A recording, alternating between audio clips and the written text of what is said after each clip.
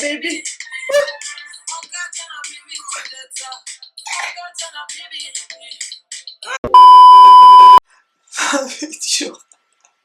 Je sais pas comment je vais faire. Waouh, je m'en vais.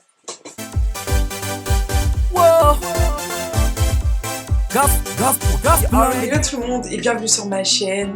Moi c'est Tata Arlou. Tata Arlou. Vraiment je vous remercie d'être de plus en plus nombreux sur ma chaîne. Je suis trop contente. Non mais en vrai je suis trop contente. Genre, boum, comme ça tout d'un coup il y a plein de gens qui sont venus s'abonner sur ma petite chaîne dans cet océan de chaîne YouTube.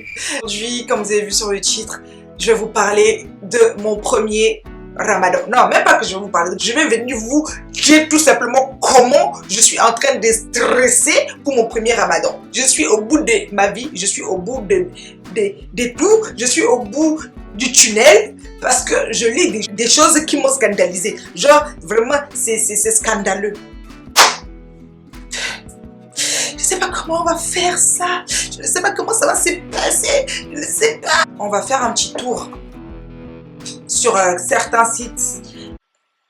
Ça s'appelle comment déjà le truc On va aller sur mon téléphone parce que en fait, j'ai envie de faire des recherches en temps réel avec vous, voir ce que je dois faire pour le Ramadan, ce que je dois pas faire du tout, parce que en fait mon but cette année c'est vraiment de pas du tout. J'ai pas envie de dire ce mot, mais compromettre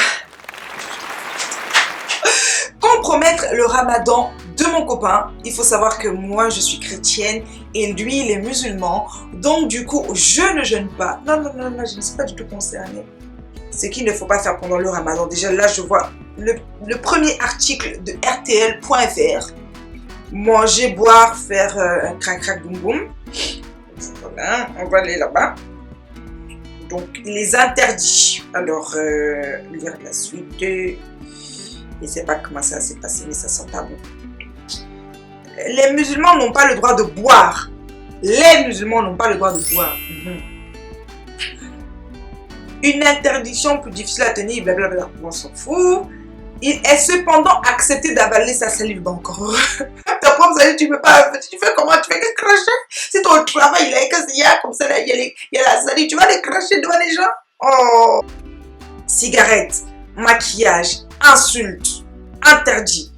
Ne veut pas insulter les gens. Donc, vu qu'on sait très bien que vous ne pouvez pas insulter les gens, c'est pour ça que la communauté chrétienne qui est un peu très taquine, bon aussi les athées, hein, mais bon, bref, c'est une autre histoire. On aime bien vous provoquer. Je ne sais pas si on va vous provoquer encore cette année, vous les musulmans, mais on aime bien vous provoquer. Donc soit vous allez supporter, soit on va s'abstenir, mais moi en tout cas, de toute façon, moi cette année, je vais m'abstenir. Là, il y avait un autre article qui m'a choqué. Hein? C'est même où l'article là, bien ici. Ici. Ça s'appelle conversation téléphonique entre les fiancés pendant le Ramadan et en général entre l'homme et la femme. De toute façon, je vais vous mettre les liens en bas de vous. Ici, on dit quoi? C'est une question. Quel est le jugement quant à la conversation entre un homme et une femme au téléphone pendant le jeûne et qu'en est-il s'ils sont fiancés? C'est là où tout s'est gâté. Là où tout va s'égater. Parce qu'on dit quoi? La conversation entre un homme et une femme au téléphone n'est pas permise. Parce qu'il y a danger. On a appelé ça une fitna. Danger de quoi? Danger de quoi? On ne peut pas parler au téléphone. Dans ta couple et ton gars, tu ne peux pas parler au téléphone en fait. Donc ça veut dire, moi tu peux pas. Pourquoi?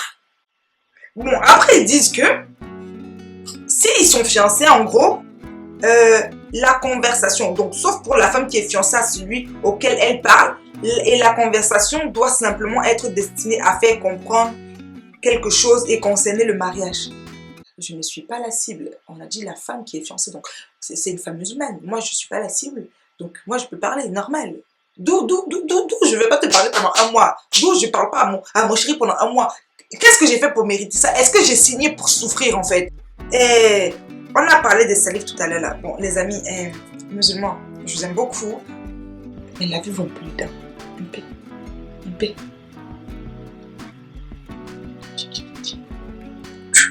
S'il vous plaît. Il y a aussi le fait De manger, par contre, pour manger, je sais pas du tout. Je sais que j'ai déjà goûté la shorba.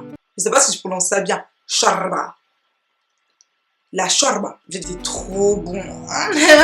La mère de B cuisine trop bien. Elle cuisine trop bien, j'ai trop kiffé. Mais par contre, je sais pas quoi cuisiner. Je sais pas si en gros, je dois cuisiner des trucs uniquement... Peut-être pas gras. Si je dois faire vraiment de la nourriture, la cuisine ultra saine. Parce que c'est pas de mes cordes. Moi, j'ai cuisine, je mets toujours l'huile. Je dois verser une bouteille, 2 bouteilles, 3 bouteilles, les sels, les piments. Donc, je sais pas comment faire. Donc, si vous avez des conseils, vraiment, n'hésitez pas à me les donner. Là, dans les commentaires, là, lâchez-vous. Dites-moi. Parce que vraiment, je sais pas s'il y a une cuisine spécifique. Je sais quand même que il faudrait que mon copain casse les jeûnes avec des dates. C'est pas bon. Pourquoi vous aimez ça? C'est pas bon du tout. Essayez d'avoir des recettes si vous avez des recettes aussi. Facile à faire pendant le ramadan. Merci parce que là, j'ai vu des recettes tout à l'heure. Il y avait plein de trucs. Il y avait plein de nourriture dedans. Là, j'étais pas la cible. Vraiment, j'étais pas la cible, donc je me suis dédouanée. Voilà, quand c'est pas ton truc, tu faut laisser. C'est pas ta chose, tu faut laisser. C'est comme ça, tu laisses. Et puis tu passes à autre chose. J'ai pas envie de compromettre son jeûne. J'ai pas envie qu'il se retrouve dans une situation où il n'arrive pas à jeûner correctement à cause de moi. Donc vraiment, donnez-moi des conseils. Déjà, je sais que pas de câlin. Pas de bisous. Il peut pas manger, ça c'est normal. Donc ça veut dire que terrasse, piscine, tout ce qui a un rapport avec le sport et tout ce qui a un rapport avec les activités vraiment, genre faut bouger, c'est mort parce qu'il sera au bout de sa vie et il peut s'évanouir, on sait jamais. J'ai pas envie qu'il soit pas bien, genre à cause de moi, tu vois. Donc si vous avez des conseils à me donner, je suis preneuse. Les commentaires en mode ouais, tu fais quoi avec l'islam ou tu vends. Non, non. Abstenez-vous. J'ai pas besoin de négativité. Ici, on spread love. Merci pour vos commentaires. Merci pour vos conseils, vos recommandations. Le maquillage, du coup, ça ne vous intéresse pas. Donc, du coup, je me pose des questions sur moi, même si c'est moi qui ne sais pas me maquiller ou bien si c'est moi qui ne savais pas faire des vidéos de maquillage. Aux musulmans, vraiment, soyez forts. Que Dieu vous guide, qu'Allah vous guide durant tout le mois de jeûne. Je sais que c'est pas facile et j'imagine plus compliqué parce qu'il fait chaud. Donc on va essayer, moi personnellement en tout cas, vous pouvez compter sur moi. Je vais essayer des pas où. T'as soif? Tu veux manger?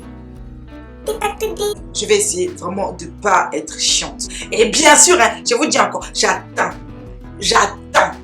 dans les commentaires là tous les conseils pour vraiment être une bonne copine qui va aider son copain, qui ne veut pas, qui va faire en sorte qu'il passe un bon mois. Voilà, donc recettes, conseils, couple, ramadan, islam, tout ça. Faut mettre aussi dedans. Je vais prendre. Ne pensez pas aussi que vous allez dire n'importe quoi. Parce que les commentaires, ils vont supprimer ça. Là, je suis complètement larguée, je suis à l'ouest. Quoi d'autre je voulais ajouter? Merci de liker, de partager, de commenter. Surtout pour ceux qui sont comme moi, qui sont complètement largués. Parce que je pense qu'en commentaire, on aura plein de choses positives. Et voilà. Merci à tous. Je pense que c'est toi. Bisous.